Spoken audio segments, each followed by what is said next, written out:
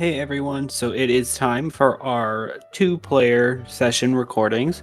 So our recording software wasn't quite working for the first couple of single-player sessions, so we are having them do a recap on their own so that way you can still get introduced to these characters.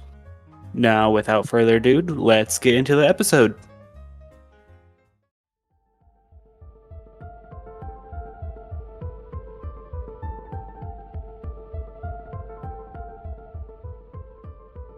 Welcome, trainers, to another exciting episode of Pokémon Aftermath. Today, we will embark on a captivating journey alongside two remarkable individuals, Catrina Lockhart and Zephyr, each with their destiny to fulfill in the enchanting region of Sinnoh. Catrina, a passionate, inspiring Pokémon researcher, sets her sights on Eterna City, determined to join the prestigious Pokémon Exploration Society. As she travels through the mesmerizing landscapes, she encounters unexpected challenges and discovers a dark world of poachers threatening rare Pokémon. Hi, my name is Kat. I play Catrina Lockhart. This is, I guess, the beginning of my story. We begin in the bedroom of Catrina Lockhart in Celestic Town, where she meticulously packs her bag for her journey to Eterna City. She's determined to participate in the Pokémon Exploration Society's induction tournament and conduct research on Pokémon beyond Sinnoh's borders. Alongside her is Sapphire, her loyal partner Growlithe with a particular blue hue and a fin tail. In the midst of her preparations, Catrina notices Sapphire gazing towards the doorway. To her astonishment, her legendary grandmother, Cynthia Lockhart, the former Sinnoh champion, stands there. Cynthia expresses her pride in Catrina for pursuing her dreams instead of succumbing to parental expectations to become a champion-level trainer and follow the family legacy.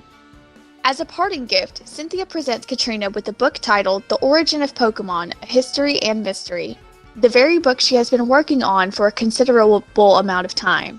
With heartfelt hugs and kisses, Cynthia bids farewell accompanied by the legendary Garchomp, and Catrina sets off towards Mount Coronet en route to Eterna City.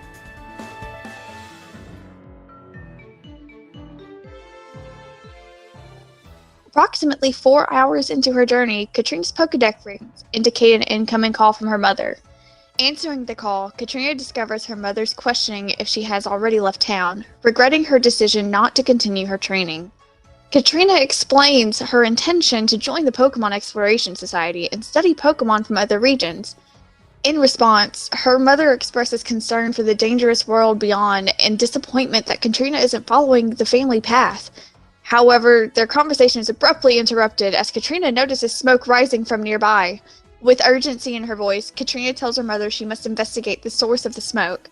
Approaching the area, she and Sapphire stumble upon a camp of rugged men, engrossed in their drinks around a crackling campfire. A closer inspection reveals 3 cages containing peculiar Pokémon in distressed conditions. Catrina deduces that these men are Pokémon poachers, capturing rare Pokémon from the natural habitats or illicit trade to the highest bidder. Swiftly, Catrina sneaks over to the cages and reads the tags, identifying the imprisoned Pokémon. She finds a despondent-looking Johto Ponyta with blackish purple skin, a river-like lava pattern running down its back, and a fiery tail. Another cage holds a Paldean Pukamuku, a small and transparent reddish sea cucumber Pokémon with a hot fiery nodule on its body.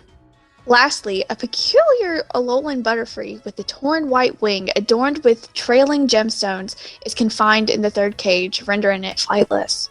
Driven by compassion, Catrina approaches the Ponyta and persuades it to release smog to corrode the old locks, freeing the captive Pokémon. The poachers remain oblivious until they are halfway out of the camp. Employing her quick thinking, Catrina convinces them that she is a superior member of their group and promptly fires them for their sluggishness. Initially met with resistance, she employs her persuasive skills, emphasizing her possession of a formidable Garchomp.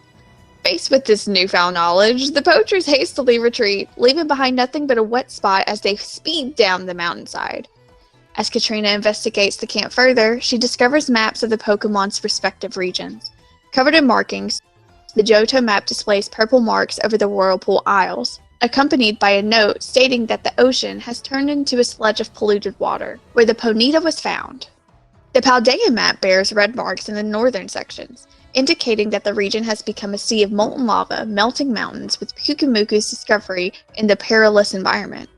Lastly, the Alolan map is covered in brown marks, particularly on Ula Ula Island, signifying the collapse of Mount Okalani and transforming the island into a rugged terrain where the Butterfree was discovered.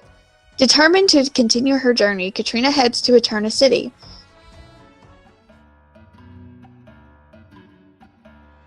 Two days later, she arrives and promptly takes the rescued Pokémon to the Pokémon Center. Nurse Joy expresses her gratitude and assures Catrina that the Pokémon will be returned to their natural habitat, with the assistance of the Pokémon Exploration Society and Pokémon Rangers. Catrina arranges to bid farewell to the Pokémon the next morning, requesting that they wait for her. After the Pokémon Center visit, Catrina proceeds to register for the tournament. As she approaches the counter, the attendant asks for a trainer's license and becomes awestruck upon reading her last name, immediately being recognized. In response, he provides her with a unique Pokeball with a silver top surrounded by dark blue spheres, informing her that the Pokemon inside is solely for tournament use only. Agreeing to the terms, Catrina sets off to explore Eterna Forest. Before venturing into the forest, however, Catrina decides to stock up on supplies at the Pokemart, purchasing Pokeballs and potions. She allows Sapphire to choose an item for herself, and Sapphire enthusiastically selects a small teardrop-shaped blue gem on a string, a mystic water necklace that enhances the water-type moves. Given into Sapphire's excitement, Catrina purchases the necklace, placing it around Sapphire's neck before embarking on their journey into Eterna Forest.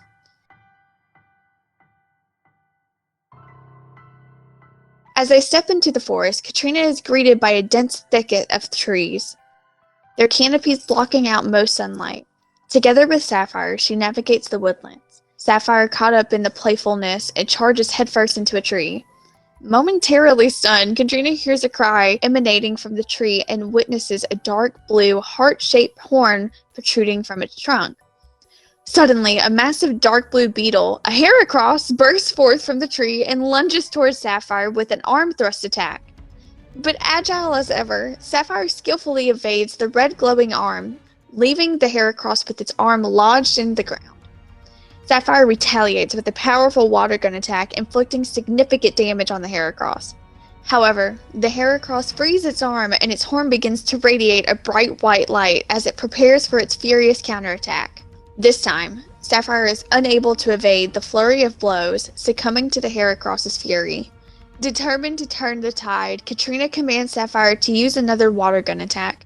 Seizing the opportunity, she throws a Pokeball at the Heracross, initiating the capture. The Pokeball shakes once, twice, thrice, and finally, Catrina hears the announcement, Heracross has been added to your Pokedex. Exhausted from the challenging battle, Catrina decides it's time for a well-deserved break. She unpacks a picnic and allows her new companion, Heracross, to join her. They share a meal and Catrina bonds with her new Pokemon friend. Deciding to naming her Dojo, they form an instant connection. Following their respite, Catrina returns to the Pokemon Center to rest for the night, drifting into a peaceful sleep alongside her newfound friend surrounding her. When morning arrives, Catrina rushes to the nurse's office station to bid farewell to the rescued Pokemon from the previous day. Nurse Joyce assures her that they are doing well and ready to embark on their journey back to their respective regions. As Catrina escorts them from outside, a ranger awaits, ready to guide them home. However, the moment of departure takes an unexpected turn when the Ponyta refuses to separate from Catrina, expressing his desire to stay by her side. Moved by the Ponyta's devotion, Catrina verifies its decision, and with a nudge of her Pokeball, the Ponyta is captured. She decides then and there to name him Akuma. The Pokedex registers the Johtoian Ponyta, and it nuzzles Catrina's hand affectionately. The ranger remarks, "Well, I guess that solves that." With the tournament just 5 days away, Catrina prepares herself for the upcoming challenges, determined to prove her worth. However, the adventure that lies ahead, filled with trials, discoveries, and unexpected encounters, will test her skills and courage with the bond she forms with her Pokemon. As she embarks on her journey, she can't help but wonder what mysteries or excitements await her in Eterna City and beyond.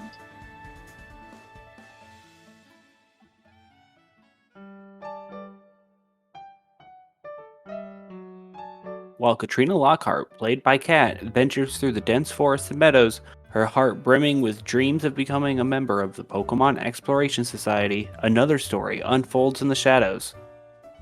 Back in Eterna City, Zephyr's psychic intuition leads him to secrets hidden within the whispers of the alleys.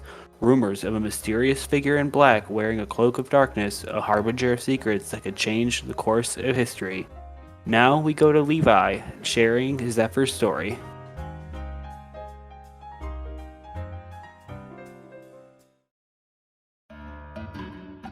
Alright, well, hello. My name's Levi. I'm playing Zephyr in this role-playing game, so I guess we should just get started.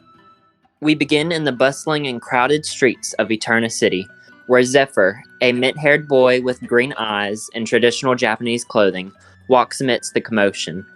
Suddenly, his attention is drawn to a group of young boys whispering in an alley. Intrigued, Zephyr overhears their conversation about rumors surrounding the upcoming Pokémon Exploration Society tournament. The boys claim that someone intends to expose shocking secrets about the organization's leader, revealing a hidden past and a true identity different from what people believe.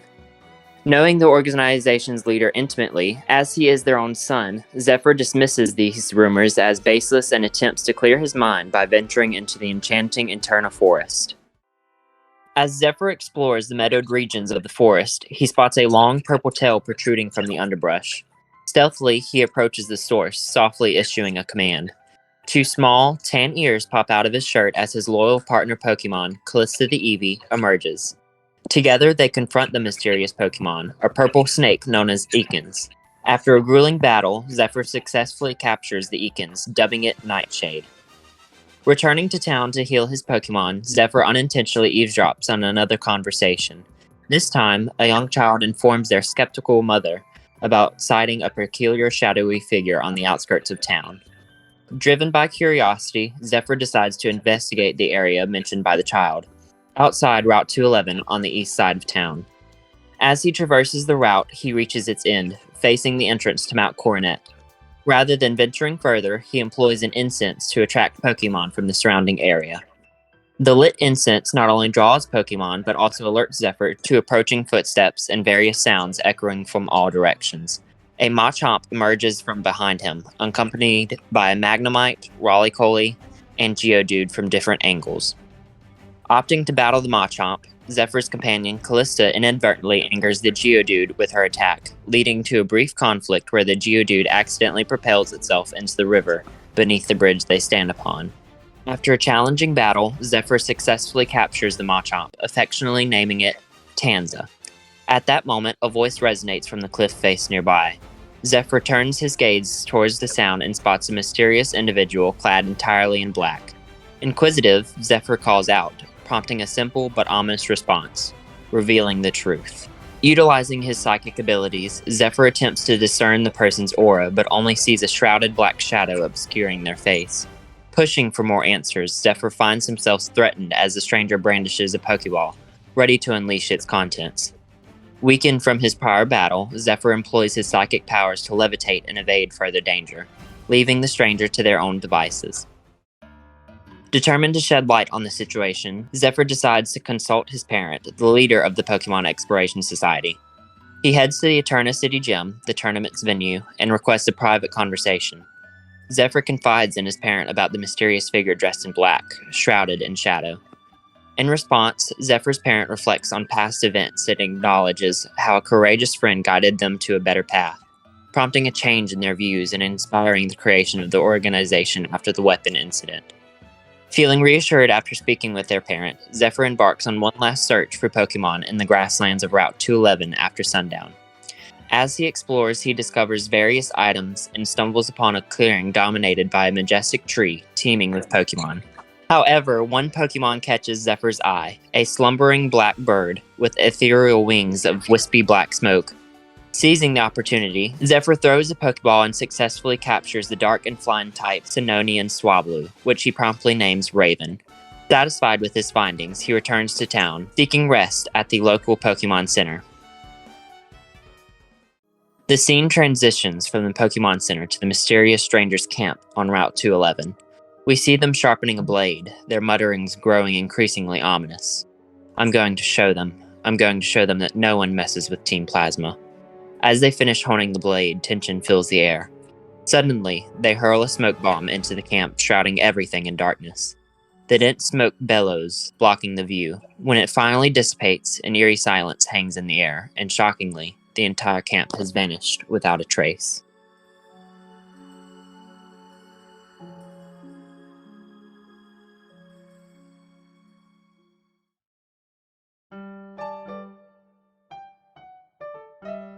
All right, everyone. Well, thank you for listening to our short episode this week.